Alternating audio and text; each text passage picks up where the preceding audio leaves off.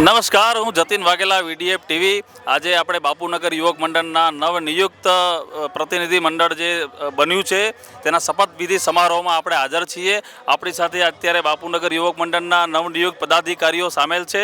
આપણે એમને થોડા પ્રશ્નો પણ પૂછીશું અને આવનારા સમયમાં કેવા કામ કરશે તેની પણ માહિતી લઈશું.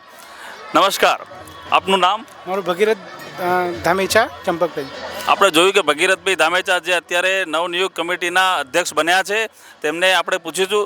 ભગીરથભાઈ, આ નવનિયુક્ત કમિટી બાપુનગર યુવક મંડળ છે, તો યુવક મંડળમાં તમે અત્યારે કેવી લાગણી અનુભવી રહ્યા છો? તમે અધ્યક્ષ બન્યા છો તો આમ તો લગભગ 15 વર્ષથી આમાં છું, પણ બસ સારું છે.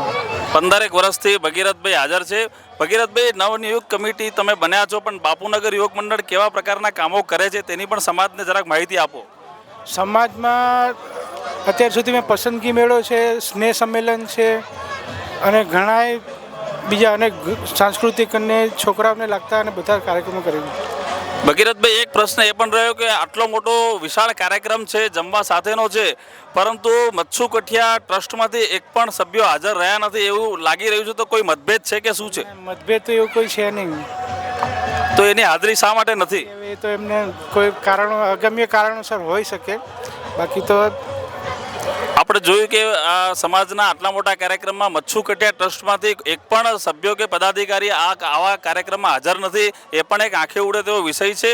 આપણી સાથે બીજા સભ્યો પણ ઉપસ્થિત છે જે મહામંત્રીનું પદ એમને ધારણ કરેલું છે. આપણે એમને પણ પૂછીએ.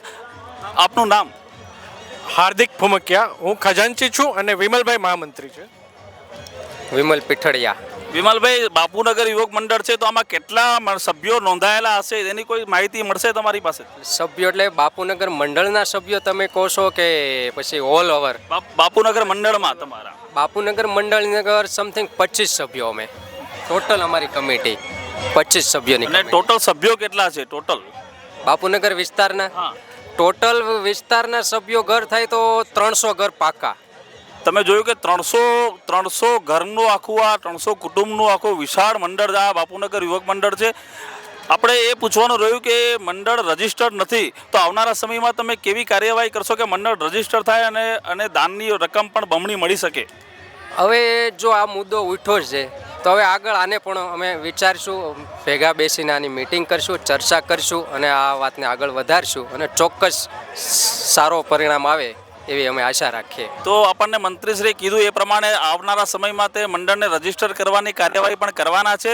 આપણે ખજાનચી આપણી નવનિયુક્ત ખજાનચી પણ આપણી સાથે છે. આપણે એમને પ્રશ્ન પૂછીશું. આપણે બાપુનગર યુવક મંડળમાં એક હમણાં આ કાર્યક્રમ દરમિયાન એક માગણી પણ ઉઠી છે કે એક પાર્ટી પ્લોટ કે એક વાડી પણ આપણા વિસ્તારમાં બને, તો તમારું શું માનવું છે? આવું એક વ્યવસ્થા થઈ શકે?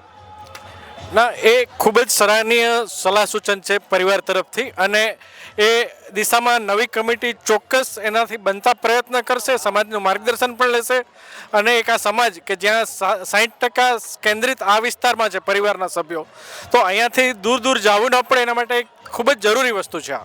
તમે ખજાનચી તરીકેનું એક કાંટાળો તાજ પહેરેલો છે, તો ખજાનચી તરીકે પૈસા ઉઘરાવવાની જવાબદારી પણ તમારા શિરે આવશે, તો તમે કેવા પ્રયત્નો કરશો ને કેટલા સમયમાં આ કામને ચાલુ કરાવશો તેવી કોઈ તમારી ધારણા છે? પરિવારના દાતાઓ બાપુનગરમાં ખૂબ જ છે, એટલે ફંડ વિશે તો અમને પૂરતો આત્મવિશ્વાસ છે કે નવી કમિટી, જૂની કમિટી, એડવાઇઝરી બોર્ડ બધા થઈને સારો એવો ફંડ તો મળી જ જશે. પણ પ્લાનિંગ અને સાથે એકવાર સંકલ્પ કરશું કે આવતી મિટિંગ જે નવું વર્ષનું થાય એ પહેલાં અમે કંઈક નિર્ણય કે એક કમિટી પોતે આ નિર્ણય વિશે ચોક્કસ આગળ વધે. ખૂબ ખૂબ ધન્યવાદ આપ સૌનો અને નવનિયુક્ત પદાધિકારીઓને વીડીએફ ટીવી તરફથી પણ ખૂબ ખૂબ અભિનંદન પાઠવીએ છીએ. આપે જોયું કે સમાજના બહોળા પ્રમાણમાં લોકો અહીંયા ઉપસ્થિત રહેલા છે અને નવનિયુક્ત સભ્યોને અભિનંદન પણ પાઠવેલા છે.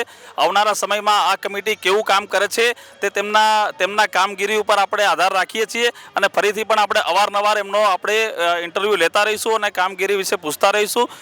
નમસ્કાર, જતીન વાઘેલા.